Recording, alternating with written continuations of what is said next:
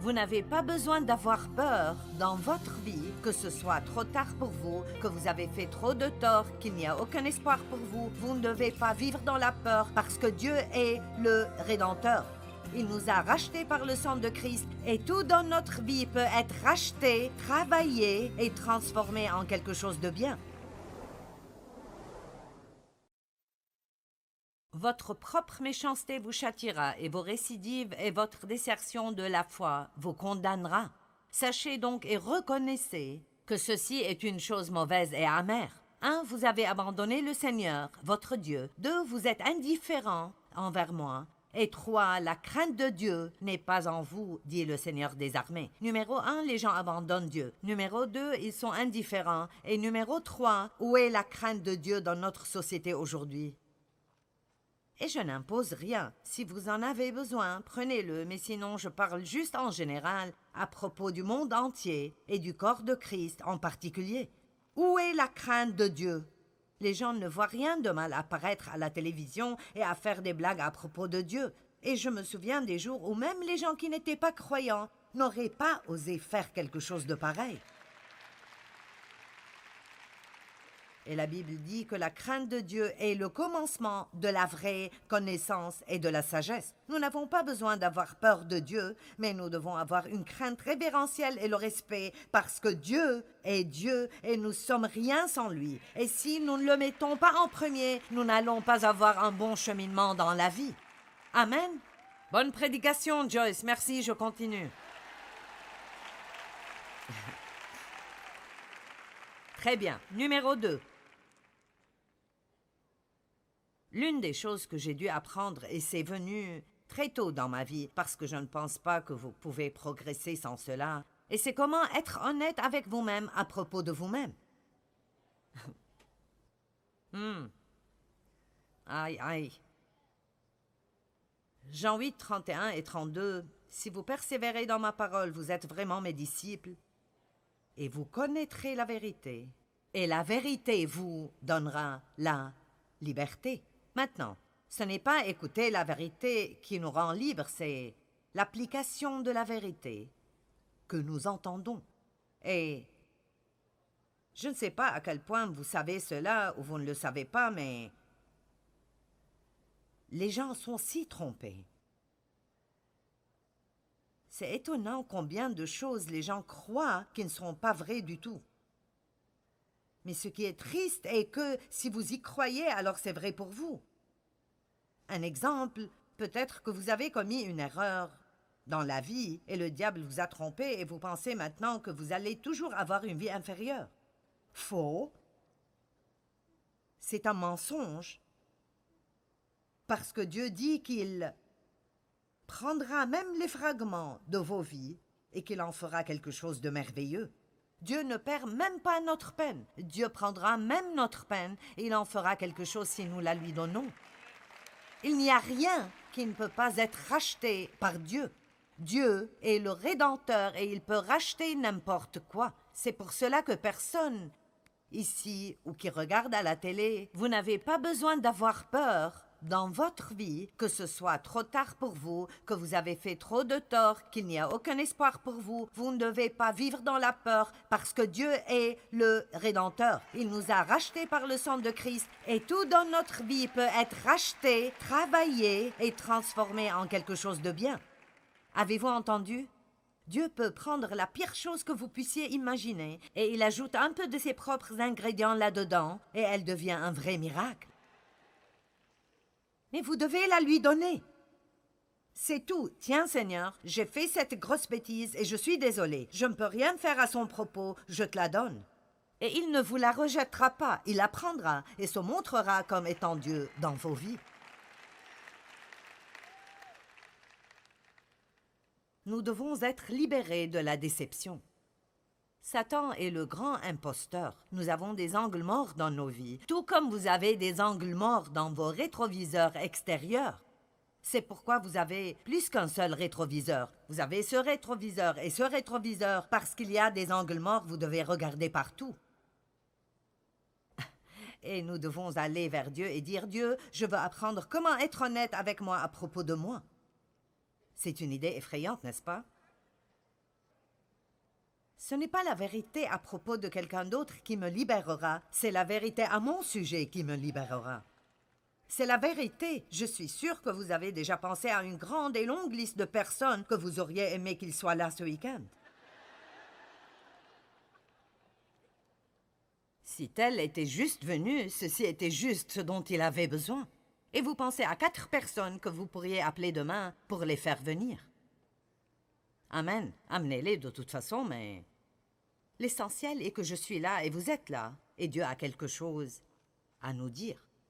Je veux juste vous encourager à être honnête avec vous-même à propos de vous-même. C'est bien pour nous de connaître nos points forts, mais nous devons aussi bien connaître nos faiblesses, pas pour la condamnation. Ce n'est pas à propos de la condamnation, c'est à propos de l'honnêteté et de faire sortir les choses dehors, parce que les seules choses sur lesquelles Satan a le pouvoir sont les choses qui sont cachées. Quand nous exposons les choses à la lumière, elles perdent leur pouvoir. Amen. Vous n'avez pas à laisser les choses cachées dans l'obscurité où Satan les utilise pour vous tourmenter. Vous pouvez mettre les cartes sur table, amenez-les dans la lumière, exposez-les devant Dieu et dites « Seigneur, je reconnais cela, j'admets que j'en suis responsable et je veux être libéré. » Jérémie 17, verset 9. Regardons ce verset ensemble.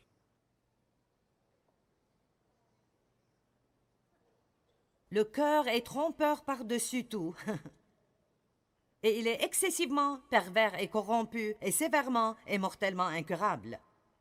Qui le connaît, le comprend et est familier avec son propre cœur et son esprit. En d'autres termes, nous tous, moi incluse, nous avons des idées à propos de nous-mêmes qui sont parfois un peu hautaines et... Je vais me trouver quelqu'un qui est d'accord et je vais juste prêcher pour lui. Mettons-le ainsi. Est-ce que vous pensez que vous savez un peu plus que vous ne savez en réalité? Vous savez ce que j'ai décidé? Personne ne sait rien avant d'avoir au moins 40 ans. Maintenant, écoutez.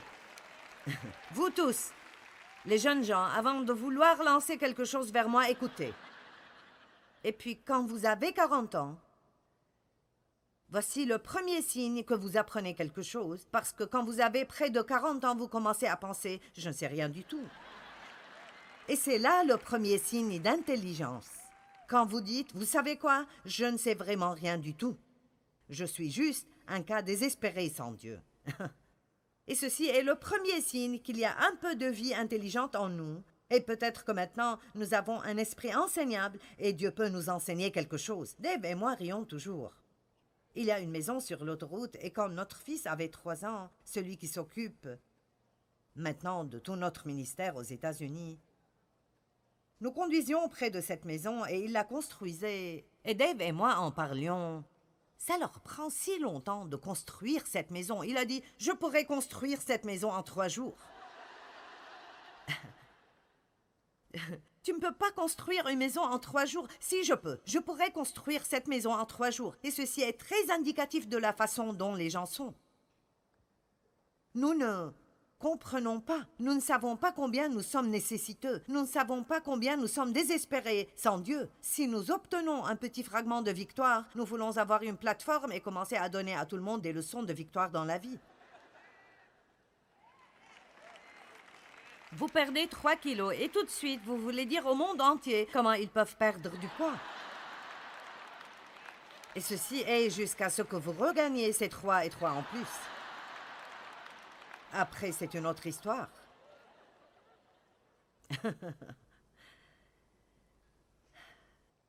C'est quelque chose d'effrayant, vraiment quand vous y pensez.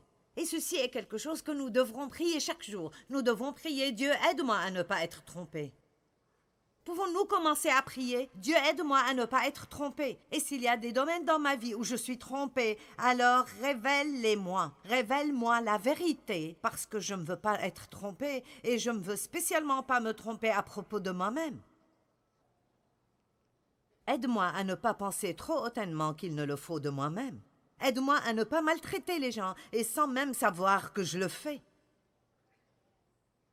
Aide-moi à ne pas être si égoïste et fier de moi-même qu'alors qu'il y a des gens tout autour de moi avec des besoins et je suis totalement inconscient de leurs besoins parce que je suis si égoïste. Aide-moi à ne pas blâmer tous mes problèmes sur quelqu'un d'autre. Aide-moi à ne pas rester sans rien faire, dans la déception, à m'apitoyer sur moi-même, quand la vérité est, je suis si béni que c'en est à débordement.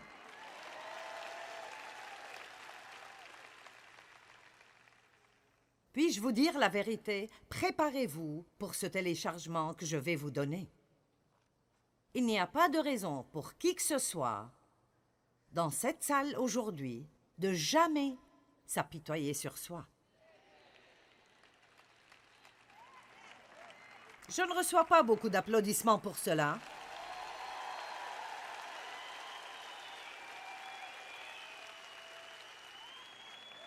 Vous savez pourquoi? Parce que vous avez de l'espérance. Vous avez peut-être une mauvaise situation, mais vous avez Jésus et vous avez de l'espérance et il y a des solutions. Et je dirais pour les gens qui nous regardent à la télé, je sais que certains ont des problèmes horribles. Et ce n'est pas que je n'ai pas d'empathie, j'en ai. Mais j'ai dû apprendre. Je peux être pitoyable ou je peux être puissante, mais je ne peux pas être les deux. Alors je dois faire mon choix. Et tout ce qui n'allait pas dans ma vie était la faute de quelqu'un d'autre. C'était la faute de Dave. Si Dave n'avait pas fait cela, et si les enfants n'avaient pas fait cela, alors je serais heureuse. Et le blâme, et ce n'est pas ma faute, ce n'est pas ma faute. Jusqu'à ce que Dieu ait décidé de me montrer la vérité. Il m'a montré ce que c'est que de vivre dans la maison avec moi.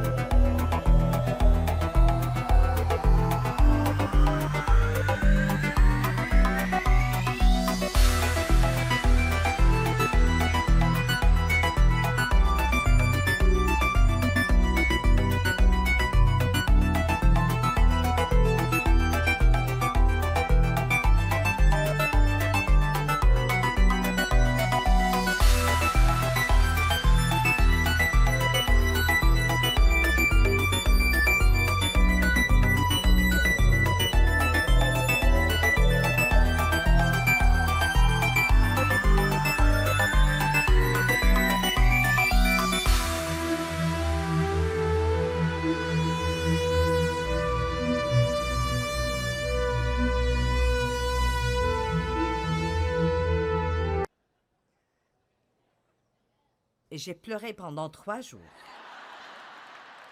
Je vous dis la vérité. Je me souviens de l'endroit exact où j'étais dans la maison quand Dieu m'a montré que Dave n'était pas le problème, que je l'étais. Il a dit, tu es manipulatrice, c'est difficile de s'entendre avec toi, tu es pleine d'apitoiement sur soi. Je ne me suis pas sentie à l'aise dans ma peau ce jour-là, mais ça m'a aidé à aller de là où j'étais à là où je suis. Vous voyez, voici l'essentiel. Pendant mon enfance, j'ai été testée. En tant que jeune femme de 20 ou 30 ans, j'ai eu des troubles. Mais je n'avais pas encore tout mis ensemble pour avoir un témoignage. Alors je veux savoir si quelqu'un d'entre vous dépassera les troubles et arrivera au point où vous avez un grand témoignage qui encouragera d'autres personnes que la puissance de Dieu est réelle dans leur vie et qu'il y a une grande vie qui est disponible pour eux. Amen, amen, amen. Je pensais beaucoup à Abdias, chapitre 1, verset 3, dernièrement, parce qu'il dit « L'arrogance de vos cœurs vous a trompés. » Oh, cette arrogance! penser plus hautement de nous-mêmes qu'il le faut, et à chaque fois que nous faisons cela, nous regardons les autres de haut. Je ne t'écouterai pas, tu ne sais pas autant que moi. Écoute-moi pour que je puisse te dire comment les choses sont vraiment. Vous avez compris, n'est-ce pas? Je veux que vous compreniez cela avant que nous continuions vers un autre point. On trouve probablement l'un des plus grands exemples dans la Bible à propos de la déception dans 1 Samuel chapitre 15, où Dieu a oint Saül comme roi et il lui a donné certaines instructions qu'il devait aller dans le territoire ennemi et tuer toutes choses, tout le monde, tous les moutons, tous les taureaux, tous les gens, les hommes, les femmes, tout le monde. Il a dit, débarrasse-toi de tous. Ça paraît un peu sévère, mais vous devez garder en tête que c'était des nations païennes qui adoraient des idoles. 1 Samuel chapitre 15, il est écrit « Et il prit vivant Agag, roi des Amalécites, bien qu'il eût entièrement détruit tout le reste du peuple. » Donc il n'a pas obéi à Dieu. Il a partiellement obéi à Dieu, mais il n'a pas entièrement obéi. Et l'obéissance partielle est en fait comme pas d'obéissance du tout. Est-ce que j'ai besoin de mettre de la crème dessus pour que vous mangiez cela? J'ai dit que l'obéissance... D'accord, je lirai un autre verset. Verset 10. Et Saül épargna Agag et les meilleures brebis, les meilleurs bœufs, les agneaux gras et tout ce qu'il y avait de bon. Alors il y est allé, et au lieu de tout détruire comme Dieu le lui a dit, il s'est débarrassé de ce qui est mauvais et a gardé ce qui est bon. Et puis, pour rendre les choses pires, Dieu a dit, je regrette d'avoir oint Saül comme roi, parce qu'il ne suit pas mes commandements. Maintenant Samuel le prophète est allé vers Saül et lui a dit, Saül, qu'est-ce que tu as fait? Et Saül a dit, écoutez cela. Sois béni de l'Éternel, j'ai observé et j'ai accompli la parole de l'Éternel. Et vous savez quoi? Je pense qu'il croyait que c'était vrai. Il a juste compromis et a pensé qu'il pouvait donner à Dieu une obéissance partielle ou qu'il pouvait peut-être servir Dieu un peu les dimanches matins, mais faire ce qu'il voulait le reste de la semaine. Oh! Oh! Oh oh! J'écouterai juste Joyce chaque matin. Cela s'occupera de tout. C'est mon temps avec Dieu, moi et Joyce. Vous savez quoi? Je suis heureuse que vous m'écoutez, mais si vous devez choisir entre Dieu et moi, alors choisissez Dieu. Parce que je ne veux pas que vous me causiez des problèmes, alors je me sens convaincue de vous dire de mettre Dieu en premier. Amen. Il n'y a pas d'autre homme ou femme sur terre qui peut prendre la place qui appartient à Dieu. C'est bien d'apprendre et de grandir, mais après, demandez à Dieu de faire fonctionner cela dans votre vie.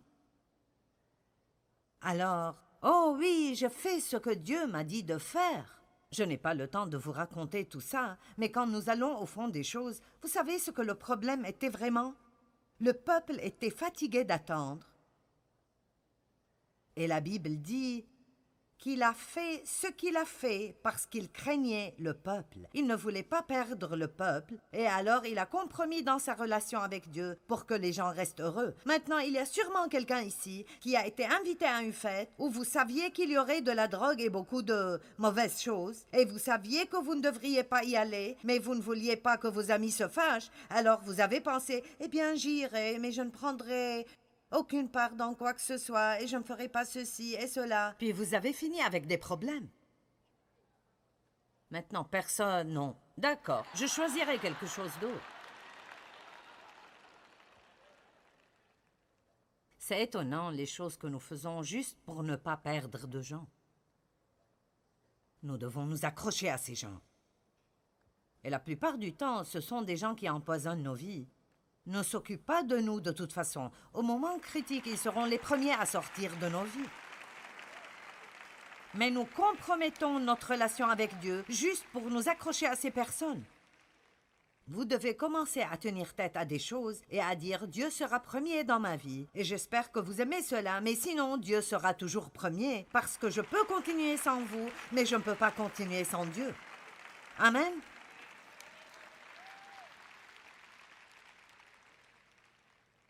Laissez la vérité vous libérer. La troisième chose dont je veux vous parler aujourd'hui, la première était de mettre Dieu en premier et de le garder en premier dans toute chose. La deuxième chose était d'être honnête envers vous-même à propos de vous-même. D'accord? Maintenant, savoir ce que cette phrase « en Christ » veut dire. Qu'est-ce que cela veut dire que d'être en Christ? Quand vous êtes né de nouveau, vous êtes littéralement pris hors du péché et mis là dans un récipient différent appelé Christ. Donc, vous ne vous identifiez plus comme sale pécheur pourri. Ce n'est plus votre identité, ce n'est plus qui vous êtes. Vous péchez peut-être toujours, mais ce n'est pas qui vous êtes. Vous avez une nouvelle nature. Si un homme est en Christ, il est une nouvelle création. Vous obtenez une nouvelle nature à l'intérieur. Votre âme est toujours la même, votre corps est toujours le même. Il y a du travail qui doit être fait en vous, mais l'essence de qui vous êtes maintenant est sain, est mûr, est bon. Et Dieu vous voit d'une façon totalement différente. Il vous voit maintenant en Christ. Mais vous devez commencer à vous voir ainsi. Regardons Romains 5,15. Mais le don gratuit de Dieu, mais le don gratuit de Dieu,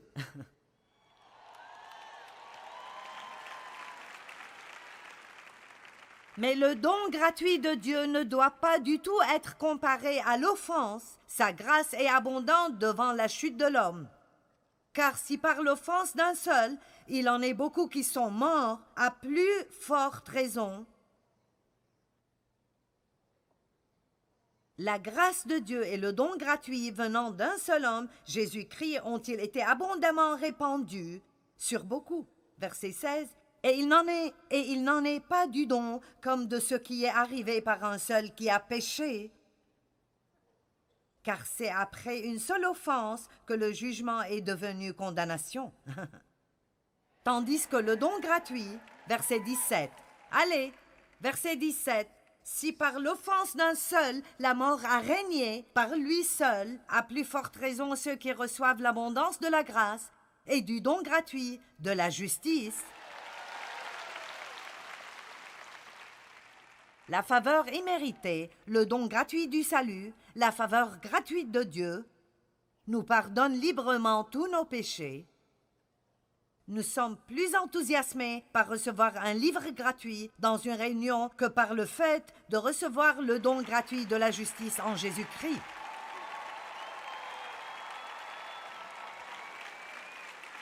Je vous ai eu, n'est-ce pas? N'est-ce pas étonnant comment nous agissons pour recevoir une sorte de don matériel gratuit? Et pourtant, laissez-moi vous dire quelque chose, vous êtes remplis à débordement à l'intérieur.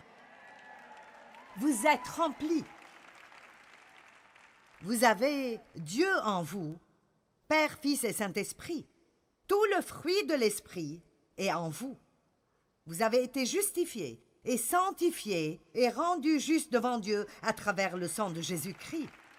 Mais c'est impossible de passer dans le test, de passer des troubles au témoignage si vous n'apprenez pas vraiment qui vous êtes en Christ et que qui vous êtes est différent de ce que vous faites.